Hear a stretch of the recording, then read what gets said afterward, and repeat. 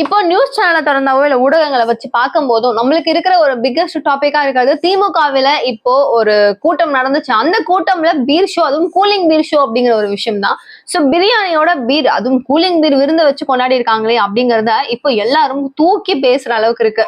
So திமுகவினர், அதாவது நம்ம மு.க. ஸ்டாலின் ஐயா அவர்கள் சொல்ற மாதிரி நான் பாட்டுக்கு செவனேன்னு இருப்பேன், ஆனா இவங்க பண்ற விஷயங்கள் என்னை இந்த அளவுக்கு தாக்குது, இவங்களால நம்ம கூட இருக்கிறவங்க என்ன மன உளைச்சல் கொடுப்பாங்கன்னு தெரியலையேங்கிறது தான் எனக்கு ஒரு பெரிய விஷயம்னு சொன்னார் இல்லையா. சோ அதை தினமும் நிரூபிச்சுட்டு இருக்காங்க. ஏன்னா இப்போ அட் அ டைம்ல எங்கேயுமே நடக்காத அளவுக்கு அமைச்சரவை மாற்றங்கள் அப்படிங்கிறது 2 அமைச்சர்கள் ராஜினாமா பண்ணாங்க. செந்தில் பாலாஜி அண்ட் பொன்முடி. அவர் ஊழல் அண்ட் இவர் பெண்களை தவறுதலா பேசினாரு அப்படிங்கிற விஷயத்தினால.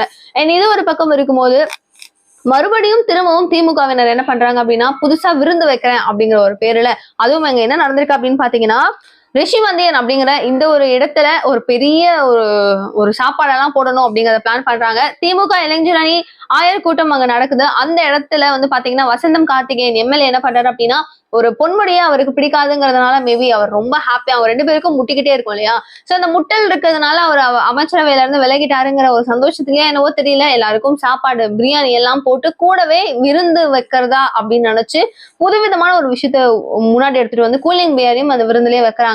எல்லாரும் டேக் எல்லாம் போட்டுக்கிட்டு குடிக்கிறது, அது கூடவே வீடியோ எடுத்து அனுப்புறது அப்படின்னு சொல்லி நிறைய விஷயங்கள் அங்க நடந்துச்சு. சோ அவங்க குடிச்சதுக்கு அப்புறம் டிராவல் பண்ணுவாங்க, அவங்களுடைய ஊருக்கு போவாங்க. அது ரோட்ல நடக்கும், டிரான்ஸ்போர்ட் இருக்கும்.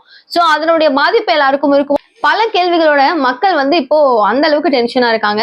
சோ இப்ப செயற்குழு பொதுக்குழு மீட்டிங் பாத்தீங்கன்னா தேமுதிக நடத்திருக்காங்க. அதுல பிரேமலதா செம்மையா பாத்தீங்க அப்படின்னா திமுகவினரை பயங்கரமான விமர்சனம் கொடுக்குறாங்க. 2வது முறையா கேப்டன் அவர்கள் எம்எல்ஏவா ரிஷிவந்தியன் அப்படிங்கிற இந்த ஒரு இடத்துலதான் இருந்தாரு. சோ இது மதிக்கத்தக்க கூடிய ஒரு இடம், எங்களுக்கு ரொம்ப முக்கியமான ஒரு பிளேஸ். இங்க எம்எல்ஏஸ் இந்த மாதிரி நடத்திருக்காங்க அப்படிங்கிறது எல்லாருக்குமே ஒரு பெரிய வியப்பா இருக்கு. இதை பத்திரிகையாளர்கள் கண்டிப்பா கேட்டே ஆகணும். அந்த எம்எல்ஏவை கூப்பிட்டு நீங்க ஏன் இப்படி பண்ணாரு அப்படிங்கறத தயவு செஞ்சு கேளுங்க. மக்களுக்கு என்ன ப்ராப்ளம் இது அப்படிங்கறத புரிய வைங்க அப்படிங்கறதும் சொல்லியிருந்தாங்க. பிரியாணி கூட கூலிங்கான ஒரு பியர் கொடுத்து விருந்து வைக்கிறது அப்படிங்கிறது ஒரு விருந்தோம்பலா அப்படிங்கிற மாதிரியான ஒரு கேள்விகளும் அவங்க கேட்டிருந்தாங்க. சோ இப்ப பிரேமலதா எப்படி வெளுத்துட்டு இருக்காங்களோ அதே மாதிரி பல கட்சி தரப்பினர் இன்னும் கோபமான விமர்சனங்கள் தான் கொடுத்துட்டு இருக்காங்க. அடுத்தடுத்த வீடியோஸ்ல நம்ம என்னெல்லாம் அவங்க பேசிட்டாங்க, என்னெல்லாம் நடந்திருக்கு அப்படிங்கறத ஃபுல்லாவே பதிவு பண்ணி பேசுவோம். நீங்க என்ன நினைக்கிறீங்க இந்த இஷ்யூ பத்தி? திமுகவினருக்கு திரும்ப ஏதாவது ஒரு விஷயத்துல சிக்கிக்கிட்டே இருக்காங்களே அப்படிங்கிறது தான் ஒரு பெரிய மாற்றா இருக்கு. So what you are thinking அப்படிங்கறத ப்ளீஸ் கமெண்ட் பாக்ஸ்ல சொல்லுங்க. அண்ட் நிகழ்கால நிகழ்வுகள் ஒன்னொன்னும் நீங்க தெரிஞ்சுக்கணும் அப்படின்னு நினைச்சீங்கன்னா சேனலை சப்ஸ்கிரைப் பண்ணிக்கோங்க. தேங்க்யூ சோ மச் ஃபார் வாட்சிங் திஸ் வீடியோ. பாய்.